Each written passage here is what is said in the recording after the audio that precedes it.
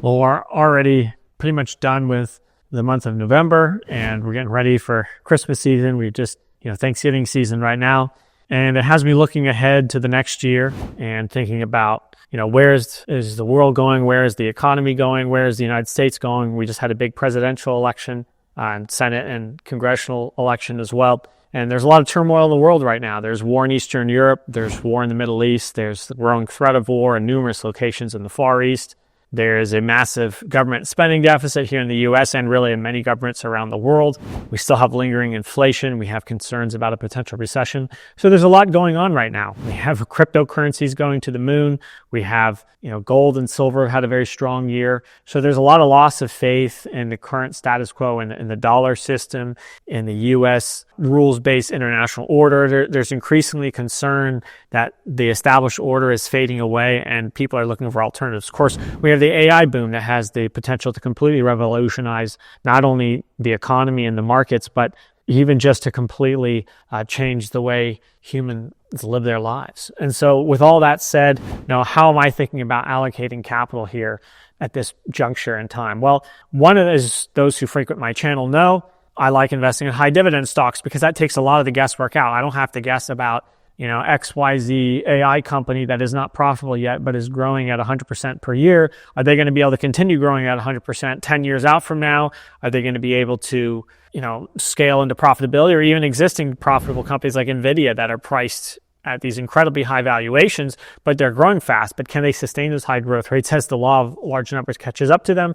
Will AI demand remain robust? Because if it doesn't, their stocks are going to crater. Their prices are going to crater.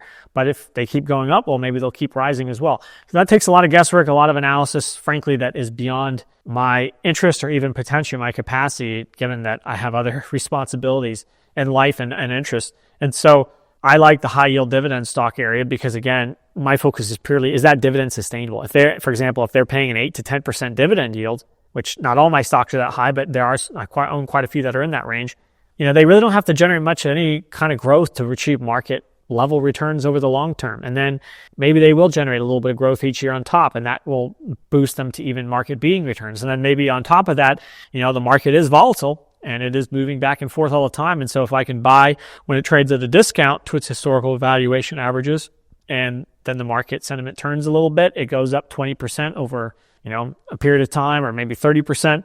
Maybe it's now trading in line with my fair value estimate or even a slight premium to it. I can sell it and recycle the capital into another opportunity. And so doing that, especially with a focus of holding most of these securities in a tax advantage account, so I avoid the frictional loss of taxes, I can generate significant outperformance relative to the broader market over time by following that approach. In fact, I've been blessed with that. And so in today's video, I'm going to share 3 stocks that fit in this category of 8 to 10% yields that I would buy today if I could only buy 3.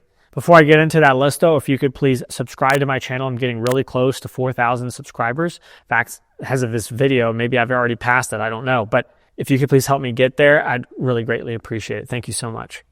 Okay, what is the first one that I would buy? Well, as many of you know, one of my favorite spaces to invest right now is the midstream sector, especially MLPs. Now, they do issue K1s, so that's a holdup for many people. If you don't like the K1, just buy an ETF like AMLP or MLPA, or buy a C corporation like Enbridge. Those all issue 1099s that can be more friendly to most people, or if you're holding it in a retirement account, same deal. But I like MPLX right now in the 8 to 10% yield range. Now, it's barely yielding 10% or 8% on a forward-looking basis because it's recently appreciated a lot, but it still has that really high yield, and management has guided for 12.5% annualized distribution growth for the foreseeable future. In fact, they grew at that rate this year already, so they're already showing the money on that. It's not some futuristic hope that they have. They're actually doing it now, and they believe they can continue doing that for the next several years because they have some really attractive growth projects that are underway that they have a lot of confidence and visibility into. They have a pretty high distribution coverage ratio of about 1.5 times, so they have some wiggle room there that can come down some. Their balance sheet is in very strong shape. They feel good about the business up to 4 times leverage, but it's only at about 3.4 times leverage right now. And so they have some capacity there even to take on some additional debt in their balance sheet if they need to support that sort of growth. They're generating a lot of free cash flow. They've been buying back units, well-laddered debt maturities, very stable cash flow profile backed by creditworthy counterparties such as Marathon Petroleum.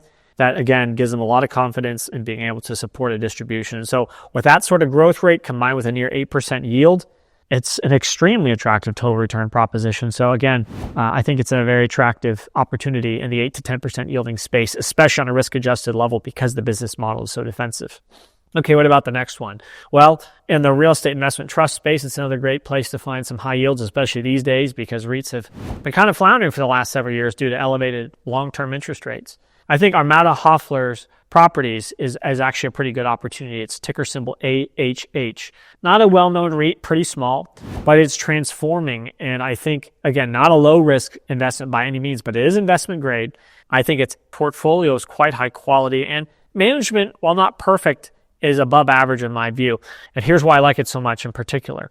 Okay, besides the fact that they pay out about an 8% dividend yield that is fully covered by cash flows. In fact, there's a reasonable amount of coverage there. And they have a history of growing their dividend, by the way. They traded a pretty meaningful discount to their net asset value. And so you're basically able to buy these properties through the real estate investment trust shares at a cheaper price than you would if you bought them yourself on the private market, at least if they sold at estimated market values. They recently deleveraged the balance sheet pretty considerably. They issued a bunch of equity, which is one of the reasons why the stock trades at a compelling valuation today. But they issued a bunch of equity to deleverage the balance sheet. But the stock price fell down with that. So while the equity share issuance did dilute their per share net asset value, the stock price also fell to keep the discount there. In fact, it fell by more than it diluted the net asset value per share, so the discount even became larger. Yet their balance sheet is stronger than it was before by a considerable margin. And yes, their dividend coverage ratio is down a bit from that, but it's still adequately covering the dividend, so there's not too much to worry about there. And on top of that, their portfolio is in transition right now. Traditionally, they've been viewed as a diversified REIT with office exposure, multifamily exposure, retail exposure. And diversified REITs are not as popular, especially if they have office in them, because first of all, the office sector is out of favor right now because of the growing work from home movement, concerns about a recession, etc. So a lot of office properties are struggling. But also, they have retail, which also has been out of favor for a while due to the rise of Amazon and e-commerce.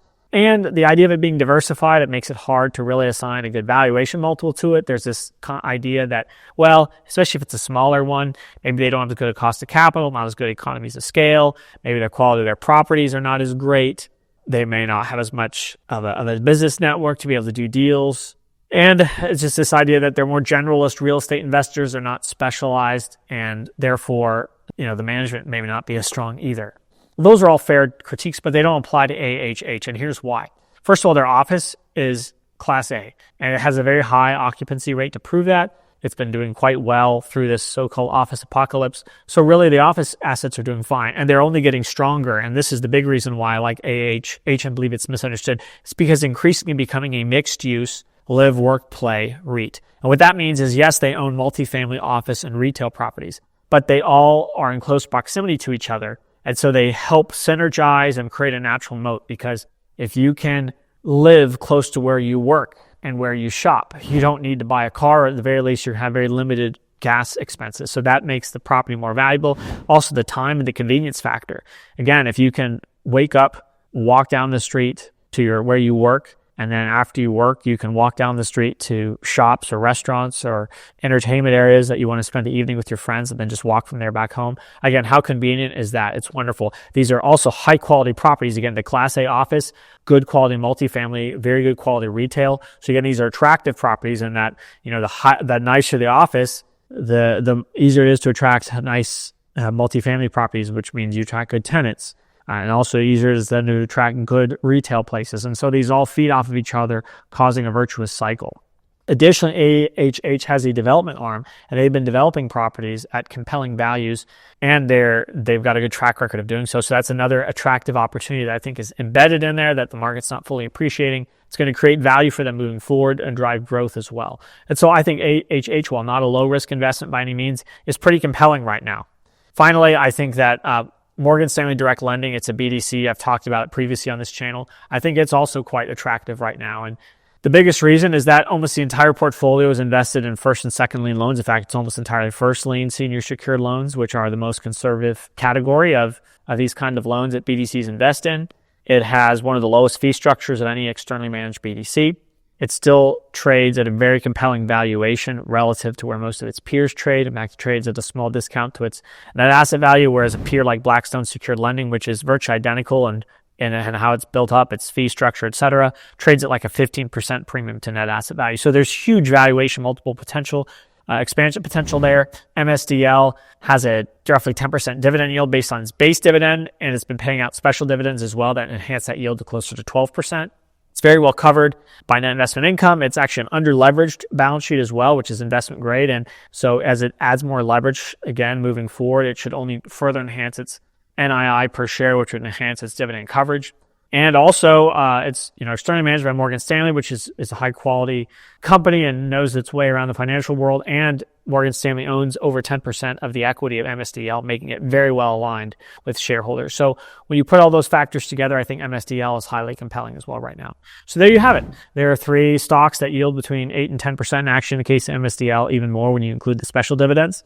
And hopefully this gives you some good food for thought as you think about what to add to your own portfolio here as we enter into the holiday season and look ahead to 2025. Hope all is well for you during this time, and see you next time.